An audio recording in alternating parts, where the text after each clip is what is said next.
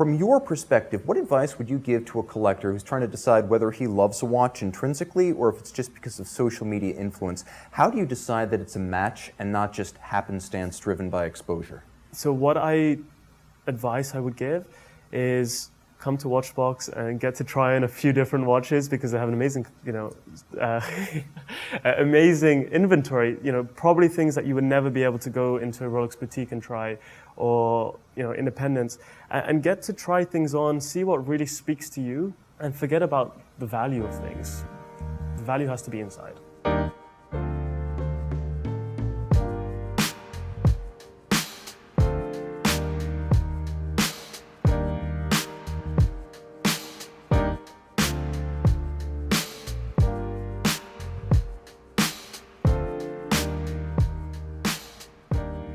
Hi, I'm Tim. Welcome to Watchbox, and thanks for logging on. Today on Collector Conversations, we meet Dillon Bhatt, entrepreneur and collector. Dillon, welcome to the show. Tim, thank you so much for having me. When I was a younger young man, in the early 2000s, access was difficult in this hobby. Information was scarce. It was unapproachable. Today, the internet is like a fire hose. There are many local watch clubs and societies. How do you filter the volume of the information to narrow down your tastes today? It's super interesting because at some point in this hobby, you will feel extremely overwhelmed. I think it's really kind of finding what resonates with you. There is a variety of sources out there, some written, some visual, and you need to find your kind of space in that and find really kind of what works with you, what resonates with the kind of watches you like to collect. And then once you've found that, it's much easier to kind of narrow that down and filter through a lot of the madness.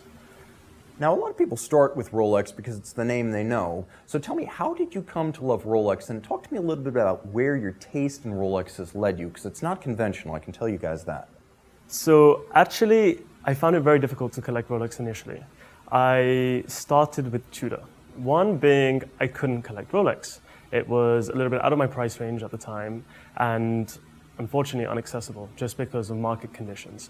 So my first kind of Tudor was just a step into the Rolex family, was when I wanted to buy a big block. It started with a big block from 1994 and it was a reverse Panda and it was owned by a collector in Australia. He said, I've got this great watch. We sent, back and forth messages. We agreed a price. And unfortunately, when it came to him sending it, he realized that he had lost the papers. He then said, I've got a Panda version of the similar watch. Would you be interested in buying that? I said, my heart was set on the reverse Panda. But if you can do something on the price, then maybe I'll take that. So he actually sent me that watch. I received it in London. A couple of weeks later, I had it on my wrist, and I was just kind of overjoyed, so joyous with essentially one of my first large watch purchases. Cut long story short, about a month later, he said he had actually found the papers of the original watch that I wanted to buy, and he offered it to me at an even better price. So today I have both the reverse Panda and the Panda of a very similar watch, and that was kind of my first step into Rolex. I then kind of understood that I love Tudor and I love that brand, and I wanted to kind of understand what it meant to own a Rolex. Like you said, it's the name brand in the world of watch collecting, and that was a very challenging thing. In the last couple of years, availability was very scarce. And I think what's really important in all of this is to understand the power of relationships and building relationship over time and showing your ADs or your dealers that you are genuinely interested in the hobby and building that relationship, and then all of a sudden you can start to unlock some phenomenal watches. Now, you have stayed with Tutor. You focused on special pieces, even as you've branched out into Rolex, as you've cultivated your tastes and developed as a collector. Could you talk to us about what kind of Tutor watches excite you today and what you're looking into off the beaten path? So I mentioned I started with the vintage, and then I wanted to kind of get into more of the modern. And one of the pieces that really resonated with me was the Black Bay State of Qatar. So it is a Black Bay with the red bezel, and it's been stamped with the national signature. In essence, this watch was actually gifted to royal families and dignitaries from Qatar. And I happened to come across one very, very early in the production of the watch. And I thought this was so unique. Typically, we don't see stamped dials from the Rolex family, as of late. In history, there have been. And I wanted to kind of embrace that culture and embrace kind of the obscureness of having such a watch in the modern collection. So I kind of hunted one down, and that's, I still have that watch in my collection today, and it's one of my favorite pieces. I find it interesting that rather than looking at Tudor as a stepping stone to Rolex, you do believe that you can collect both, and that Tudor is an ongoing journey even after you've begun collecting Rolex watches. 100%. I think my tastes kind of depend on my lifestyle. So there are times where I'm traveling for work, and I'm always on a plane, and the last thing you want to do is like ding a solid gold watch. So a Tudor on a stainless steel bracelet makes a lot of sense for that. My daily watch is actually my Black Bay 58. It's one of the watches that so I live between London and Cyprus. It's one of the watches that I can wear to the beach and then back into the boardroom. So it works in kind of in that hybrid solution. And I love the overall simplicity of having that. But then there are situations where you can get a beautiful gem set Rolex, and that tells its own special story. So I think there's a place for for both watches in every person's collection. Now, speaking of gem set Rolex, as you've evolved as a collector, you've taken a liking and an affection to these, and a lot of watch collectors, frankly, are ambivalent about gems, to say the least. What is the case you make in favor of these watches? How are they special? So I think the specialness comes from the fact that they're so rare and coveted to begin with. 99% of the sought-after gem set Rolexes aren't even on the catalog. So off-catalog watches are kind of mysterious. People know they exist, but they don't know in what form they take. And as you kind of read through the history books of Rolexes, you'd find gem set watches in a variety of colors, some with sapphires, some with orange sapphires, others with rubies. And I think that it's incredible because the more you dig into it, the more you kind of understand Rolex's thought process through a certain period in history, because it's all kind of behind curtains. So I love that. And I do like that you mentioned these are off-catalog watches. They're not on the website. They're not in the printed literature. You have to know to ask. And then when you ask, these are the last handmade Rolex watches. The gem setting is done manually. So there's an element maybe of the human craftsman that you don't find in mainstream Rolex watches. I completely agree. In my opinion, Rolex gem sets are probably one of the best set gems on any watch. The intricacies and the process in which they take to kind of source those stones, it's not so common. So I think you definitely have that affinity because it's rare, but it's highly precise in the way that they do it. And they run the gamut. Not everyone is going to want a rainbow bezel Daytona. Not everyone is going to want a leopard dial Daytona. Not everyone is going to want an iced out Yachtmaster, to be perfectly honest. But there are different degrees of gem setting. Sometimes Rolex will do baguette hour indices, as on the Platinum Daytona, and sometimes they'll go all out with full bracelet. There's a spectrum. It's not, you take it one way. There's a lot of creativity and variety. Do you find that? I do. Actually, I recently saw a vintage day-date that had a flower motif dial, but all of them individually kind of hand set with different gems. And I think Rolex is one of those brands that they stick to kind of their signature core model lines, but then they can play around in terms of colors, aesthetics, and they have I'd say a degree of playfulness when it comes to the gem sets that not everyone gets to see. And it's kind of, if you know about it, then you'll know. And if not, then you probably will never see it. And it is interesting to me when Rolex makes a watch like this, because when people think of Rolex, they think mass market, they think volume, they think catering to popular tastes for the most part, And with the gem set watches, they're not afraid to be a bit provocative because they're love or hate pieces. And I think that's both ambitious and kind of brave on their part. So now, from Rolex, you've branched out into independence, and this is not necessarily moving up market because you like both the accessible and the haute horlogerie. Could you tell me a little bit about your Louis Erard Vianney Halter collaboration here? Yeah, so that's a really interesting collaboration because that watch really brings together two different worlds.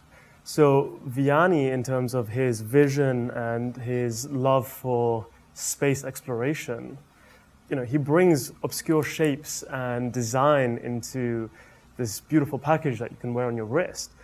Now, that isn't for everybody, and in a lot of cases, it's inaccessible because of price. But what they did with Louis Erard is they kind of bring a few elements, and especially his blued hands, to a much more accessible price point. And in this case, they've done it with a beautiful regulator style dial. And like I said, it brings the joys of having an independent watchmaker and something that's a little bit more accessible in a beautifully finished package. Yeah, because not everyone can buy a deep space tourbillon, which looks forward, or the Antiqua, which looks back. But you can get something like this via a collaboration between the independent and perhaps the larger volume manufacturer, and he has to distill the essence of what makes a Vianney Halter watch into a more effectively attainable package. Yeah, so I think this watch was, if I'm not mistaken, 178 pieces. The retail price was around 3,000 francs, if I'm not mistaken. And Tudor money. Tudor money, absolutely. And you get something incredibly different. People come up to me and have said, wow, what is that watch? It must have cost you a bomb. Do you want to know the truth? Because it didn't. It's relative speaking, it's a very accessible watch and at a beautiful price point, and it packs so much value in a small package. Value is a relative proposition. You can pay a lot of money and still get very good value, and I've often thought that Debatoon watches give you that. You've branched out into the upper reaches of independent brands with Debatoon, and you've actually, am I right, but you actually collaborated with them on an NFT? How did that work? We did. It was a really interesting kind of project. I got involved with this NFT project called the Private Jet Pajama Party. As funny as it sounds, it's a community of around 15,000 people that are really passionate in variety of different things. So it could be fashion, watches, and cars. And the community is driven by influences and relevance references in today's society. So as part of the generative collection, we had things like Chateau Lafite and Dom Perignon and the Nike Air Mags from Back to the Future. And we thought of this crazy idea if we could actually have these owls that are sitting on this private jet wearing a Debatoon. And, being the young, playful, and independent brand that they are, they really liked the idea. We went back and forth as to how the collaboration would unfold. Eventually, 5 of the 3,333 NFTs that were produced are actually wearing a DB25 Stradivarius with the gem set bezel. What's cool is that we had an extra layer of utility behind it. So the owners of those NFTs could actually go and visit the manufacturer in the Jura Mountains. So we tried to bring the real world kind of benefits into the new age. So talk to me a little bit about visiting the Debatoon factory and what you discovered there and what attracted you to the brand. We can talk about individual models, but I think you buy the watchmaker before you buy the watch, and that was certainly the case here. So I bought into the brand as a concept long before I had visited the manufacturer. I met the team and I kind of fell in love with the philosophy and the genuine care about the watches that they were making. And as a young collector, it's really daunting going to kind of the trade shows, going to SIHH and Baselworld, because a lot of brands, they don't really give you time of day. Now, I kind of entered this space collecting when I was like 19 years old, and Debatoon was one of the first brands that took the time out and allowed me to sit down and handle watches, far beyond I could ever imagine and price point. And they would spend, a good 30, 40 minutes explaining as to the entire model range and why this is unique and why this is different and how an independent brand is different from the run-of-the-mill, quote-unquote, brands. And I fell in love with that concept. So I made it a purpose of mine to get a Debatoon. Eventually, I'm lucky enough to own a few, and then go and, of course, visit the manufacturer. And once you go to the manufacturer, you realize why the passion exists. You get to speak to the watchmakers. You understand how many times every single watch has to go back for quality control. And then it kind of puts everything into perspective to you. And you can quickly say that, yes, these are very undervalued in terms of price. But the passion is there. It's in the physical side of things. Speaking of your taste in watches specifically, once you were convinced by the brand, which ones did you choose and why? So it's really surprising. So the DB27 that we have on the table, it's the version 1 with the salmon dial. Crazy story, back when I was pretty young, I had the chance to buy that watch. And I turned it down because at the time, if I'm not mistaken, the retail was around 35,000 francs. And I found one available for, I think it was $11,000. That's some bargain hunting there. It was some serious bargain hunting. Unfortunately, I can't get the same bargain today. But I couldn't raise the money. So I didn't get that watch eventually. And it took a while for me to kind of find that watch again. And I ended up getting a DB27, and I always remember back to those days. And if I did, a little bit extra hard work, and on the weekend I probably could afford it. But in some cases you win some and you lose some, and in this case it comes back full circle.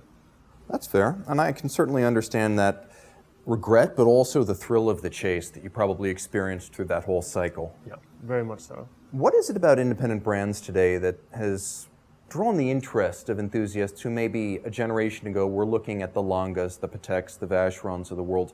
What is it about an independent brand, high or low end, that attracts the collector? I think it's a couple of things, and primarily about having something that people don't necessarily know what it is, and then going through the motions of explaining what it is. I think that is the fun part. So everyone can identify a Rolex, and everyone can identify a Nautilus today. But when you get stopped in the street and somebody goes up to you and says, wow, what is that watch? Why do you wear something so unique and obscure?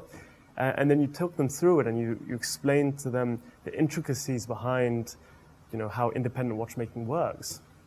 I think it becomes a black hole of love, if I may, because you kind of fall into this trap of wanting to learn more and more, and eventually you bring other people down with you, and it's once you explain it, you see their face kind of illuminate, and when they put it on their wrist, they just get all jittery with emotions, and I love that feeling.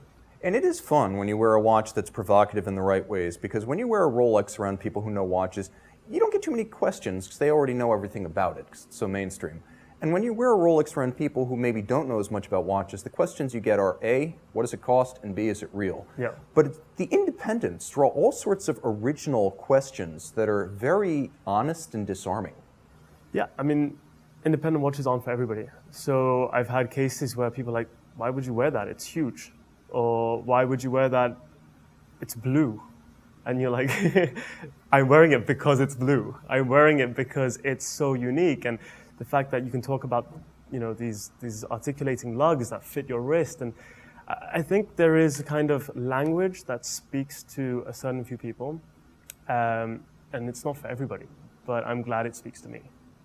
Now, it's interesting because you started with Tutor, you've worked your way up to Debatoon, you've had a chance to own watches that many would consider to be, quote, Grail watches. What's your Grail at this point in your collecting journey? You can have several, by the way. Okay, yeah, because that is a very tough question. So I don't necessarily have a Grail, and I don't necessarily have a goal. I think I look at collecting as milestones. And I think this is how I kind of work throughout my life. I'm 26 today. Where do I want to be by the time I'm 30? And I will look at that as a medium-term kind of goal, milestone, and I will try and achieve everything as I possibly can to get there. But I know that that milestone is a moving scale. So what I will consider to be a grail at the age of 30 might not be where I would be at 40. And unfortunately, you fall out of love with some pieces and you have to move them along in order to purchase something else. But I think that's part of the journey, which is so exciting that you don't know what you're going to feel tomorrow. And I think what's important is that if you like something for over 6 months at a period of time, then you know that that is something that you maybe should add to your collection. Because you go through these emotions, you see things on social media and you're like, wow, that's beautiful. But if you don't go to bed sleeping, thinking about that watch and waking up in the morning still thinking, why do I not have that? I don't think that necessarily has a place to be a grail in your collection. So if you're a collector today and you've been exposed to the fire hose of social media, from your perspective, what advice would you give to a collector who's trying to decide whether he loves a watch intrinsically or if it's just because of social media influence? How do you decide that it's a match and not just happenstance driven by exposure? That's a really good question. I think people get carried away when it comes to resale value. People get carried away, for steel sports watches. I try to look beyond what the watch is made of the value of it and what it brings intrinsically. So what advice I would give is come to Watchbox and get to try on a few different watches because they have an amazing, amazing inventory. Probably things that you would never be able to go into a Rolex boutique and try, or independents, and get to try things on, see what really speaks to you, and forget about the value of things. The value has to be inside. That's great advice because whether it's fit or a simple reaction in the flesh when you finally see a watch, your views will change once you've actually held and worn the watch. Watches are designed to be experienced. I don't think you can do that in full just on the internet. Yeah. No, so I think it's really interesting because things are moving digital now more than ever before. And we see this kind of world of NFTs that we spoke about. And what I find really interesting is how do we bridge that gap between the physical side of things that you get to try and you have that emotional connection with a specific brand or the watchmaker in some cases, and the digital side of things where you can wear it in the metaverse and so forth. So I think these are a lot of questions that are popping up now more than ever before, and it really has to be a balance. You have to love that watch in real life. You have to want to wear it every day, and then simultaneously, if you can have a digital version of that same watch that provides you with a little bit of extra comfort knowing that it's secured because it's on the blockchain, or its transparency is there, authenticity is proven and recorded somewhere. I think that alleviates a lot of the gripes and headaches that collectors have today. So I think you need to have the physical, and the digital will be a great supplement to have. Okay, maybe that is the future. But speaking of the past, there are watches in our past that maybe we wish we still had, some that perhaps we passed on to new owners. How do you make the decision about when to sell a watch? It's always tough. It's really, really tough. I believe the right decision is if you've had it sitting there for 6 months plus and you're not excited to wear it anymore. I think that's probably the right time to kind of sell it on. Now, there's always a challenge because you have spoken of watches as investments in the past, and there may be a watch you're not that interested in that has maybe more interest to you as an investment than as an accessory. How do you make that call if you think the watch is an investment, but at the same time you're just not into it anymore? Yeah, so it's a really good question. So I think the investment side of things can be a byproduct of owning great watches. So first and foremost, buy what you love and love what you buy.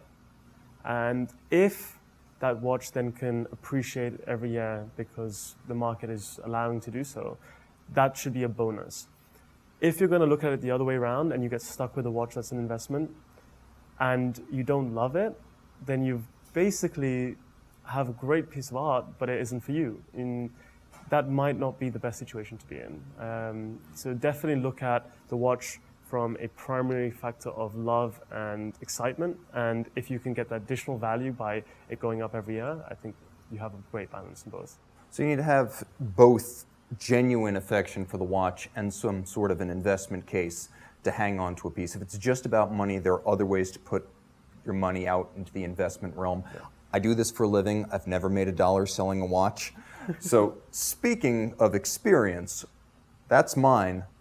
What advice would you give to a collector who's just getting started now? Because with so much information available, it can be an intimidating place to start. It really is. It really is an intimidating place to start. It is intimidating going to a boutique. It is intimidating understanding what you like, especially if you can't try things on. I think it really comes down to doing a lot of research, figuring out what you want to collect. So I have a broad collection. I don't really have a deep collection, if that makes sense. And I'm okay with that right now. I think my taste will change. But I think it's always important to add kind of sentimental pieces to your collection. And for anybody that's kind of getting into this space now, look at something that is going to be more sentimental. And of course, if you're spending $100,000 on a watch, you want that to continue to appreciate. So if you can combine that both, I think then you're in a winning place. But it's never wrong to buy something you love.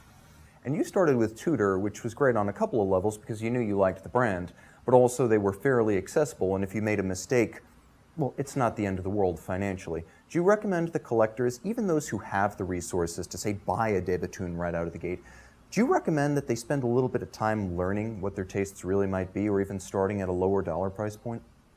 I think once you've done your research, the brand and the watch will speak to you. So I hate the term watch shopping. Like, you're not going to the supermarket. This is something that is a piece of art. You don't go to the supermarket and buy a Picasso. And likewise, I don't think a watch should be treated as such. I think find what really speaks to you. And if that is a Debatoon from the get-go, then please go ahead, buy a Debatoon.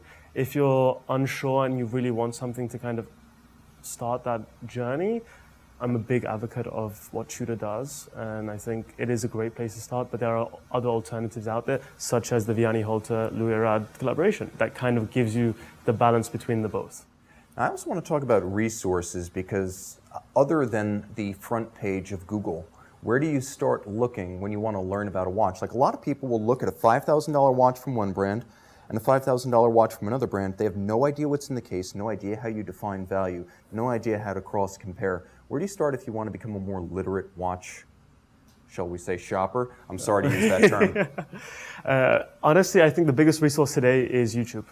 You can dive deep. There is countless hours of phenomenal content that will give you insight as to how a watch is made, or why a $5,000 watch is different from Grand Seiko to a Tutor. And there's so much knowledge out there, and I think we all need to be a sponge, try to absorb as much knowledge as possible, but don't let that influence your decision. I think the decision has to come intrinsically. Once you've done enough research, you will feel the right decision for you. Dillon, thank you so much. Thank you so much, Sam. Really appreciate it.